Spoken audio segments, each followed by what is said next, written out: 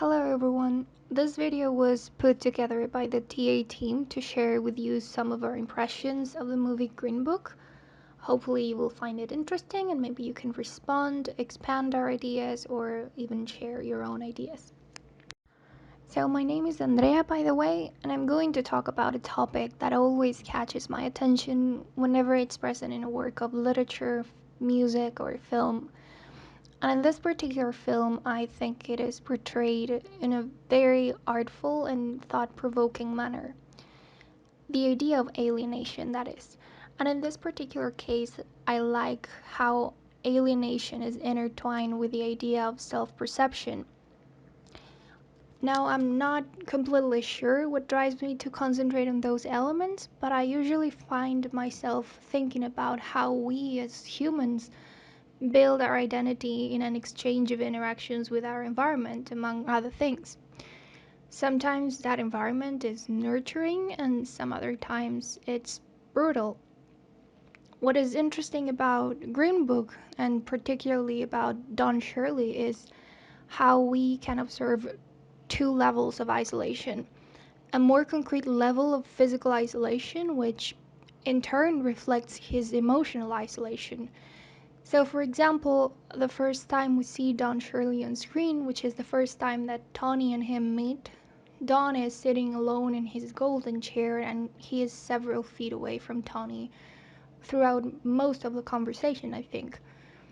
There are other instances in the movie where we see him sitting by himself or drinking alone. There's, for example, a particular scene where he talks about his brother and how they have lost touch. So he says he doesn't really have a family. So viewers can clearly see this motif, this idea that repeats itself several times. But as I said before, this alienation is not just physical because of Dr. Shirley's circumstances, he's had to forge his identity amidst chaos, and he is in conflict with who he is in the world. So his physical alienation translates itself into emotional isolation. It's indicative of Dr. Shirley's state of mind and how he views himself in relation to humankind, the African American community, and he even extends that perception to his own gender because of his sexuality, especially during the scene under the rain. Because that is their true culture. And I suffer that slight alone because I'm not accepted by my own people, because I'm not like them either. So if I'm not black enough, and if I'm not white enough, and if I'm not man enough, then tell me, Tony, what am I? This, in my opinion, is a very powerful moment.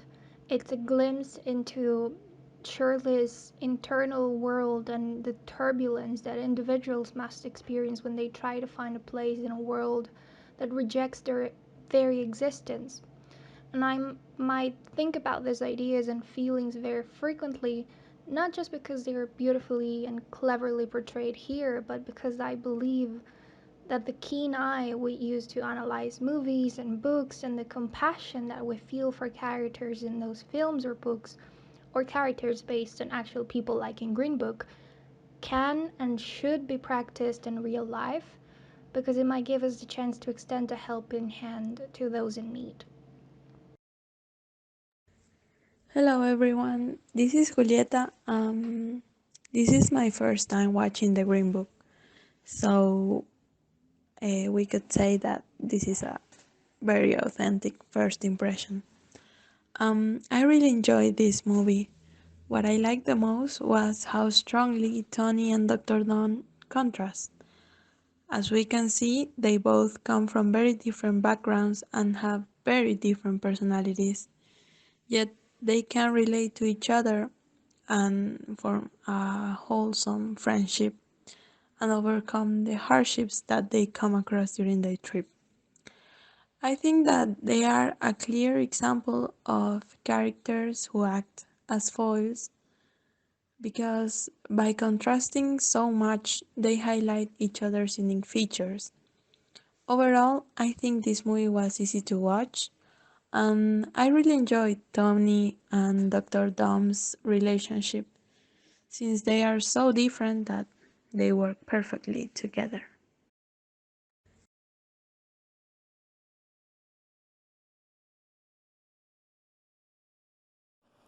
Hi everyone, this is Paola, and I wanted to share with you some of my impressions on the film Green Book. What I find particularly treasurable about this film is the way in which Tony changes and the impact that Dr. Shirley has on him. I think it's quite clear how Tony develops and evolves throughout the film.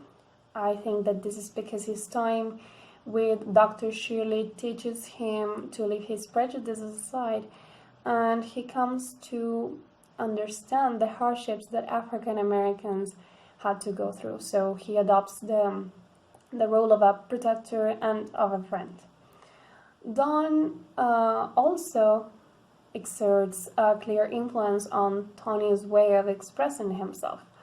And I believe that one of the most beautiful examples of this is in Tony's letters to Dolores.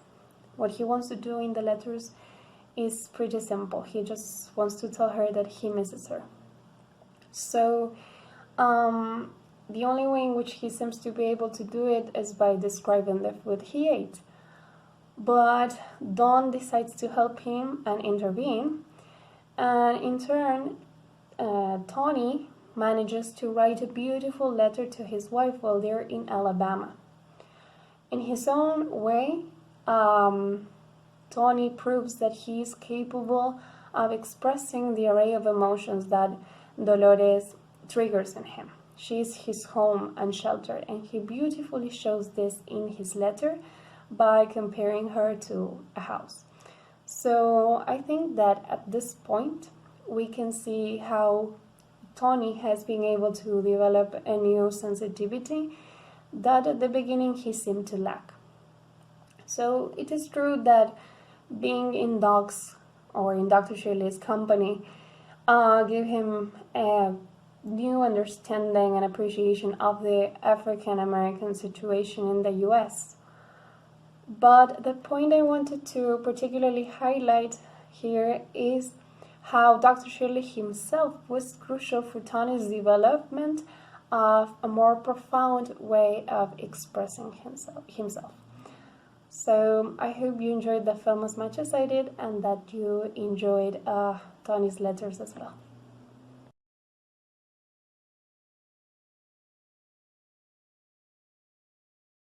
Analyzing the relationship between Dr. Shirley and Tony from Green Book, we could perceive the sheer amount of resentment that they lived in.